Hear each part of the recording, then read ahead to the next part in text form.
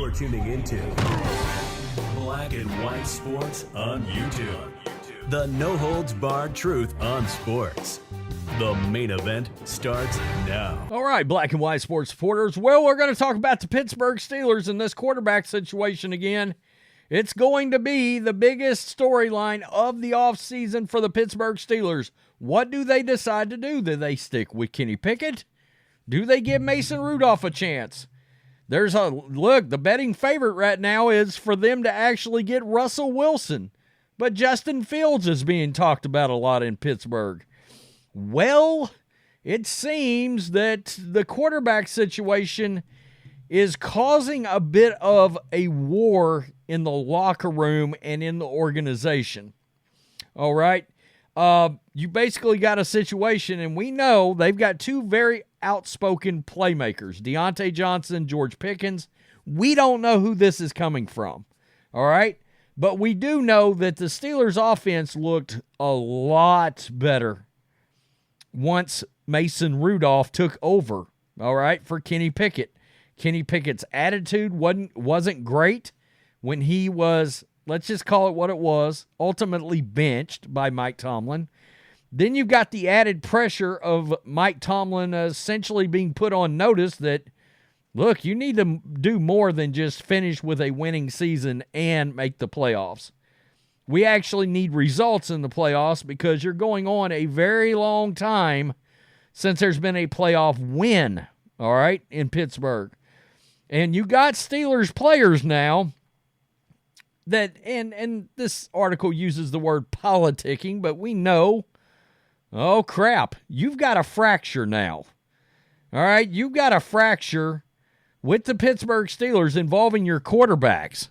And we're talking about Mason Rudolph and Kenny Pickett. So let's check this out. This is Bleacher Report, and it's going to be by way of the Pittsburgh Post-Gazette. Here we go. We're in the offseason, and the Steelers, congratulations, has a quarterback controversy. Jerry DeLuke of the Pittsburgh Post-Gazette explained that while the 2022 first-round pick Kenny Pickett is the presumptive starter, I think that is wordplay banter. I think that is very early before this is determined.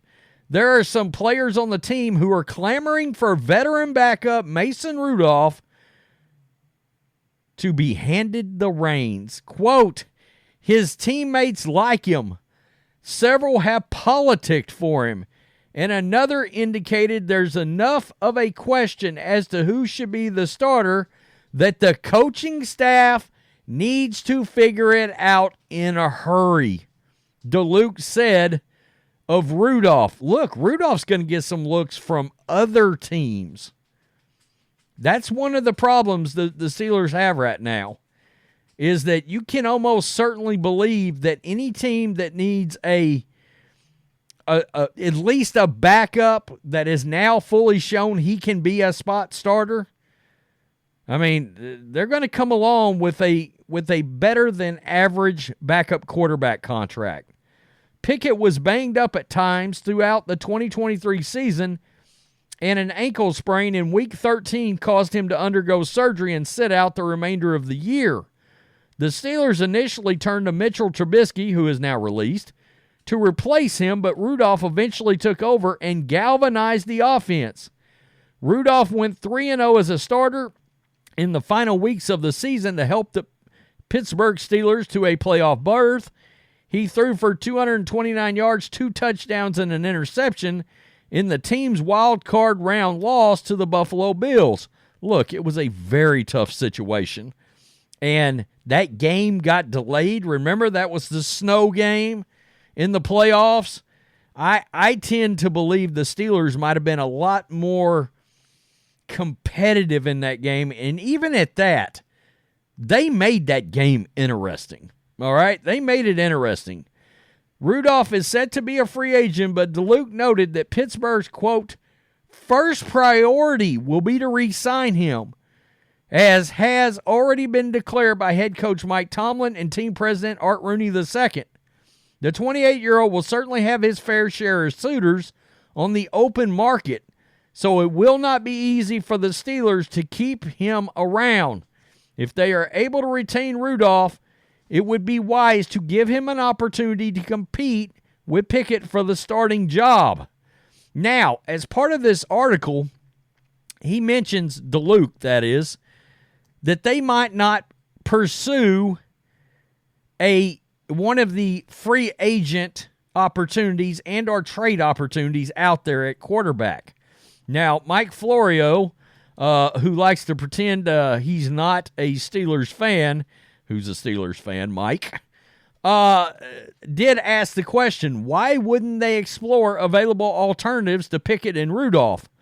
Neither has done anything spectacular, frankly. Neither can compare to Kirk Cousins, who will be a free agent, Justin Fields, who was available by trade, Ryan Tannehill, who will be a free agent, and Russell Wilson, who will likely be released and might take a veteran minimum deal since Denver owes him $39 million for 2024. Yeah, that's the thing. Whatever contract he gets from another team, there'll be an offset with Denver there. So if the Steelers are poised to give Mason Rudolph $5 million, they can give $5 million to Russell Wilson, and then Denver will owe him $34 million. So he'll still make $39 million, and the Steelers can get Russell Wilson, and it won't cost them but $5 million. That's something to think about big time. The Steelers are set in their ways, and they're proud of it. They get comfortable with certain players and coaches, and they don't like change. That's fine, but there are moments where it makes no sense.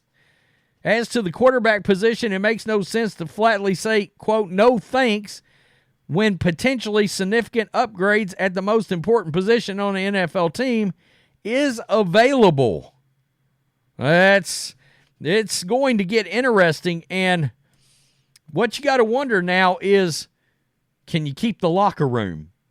All right? Because it sounds like even if they decide they want to pursue a veteran or a free agent or get somebody in trade, that maybe your wide receivers, and I'm just using that as an example, we know a very vocal duo of wide receivers, could they potentially be pissed if you brought in a Kirk Cousins? Really? Surely not, right?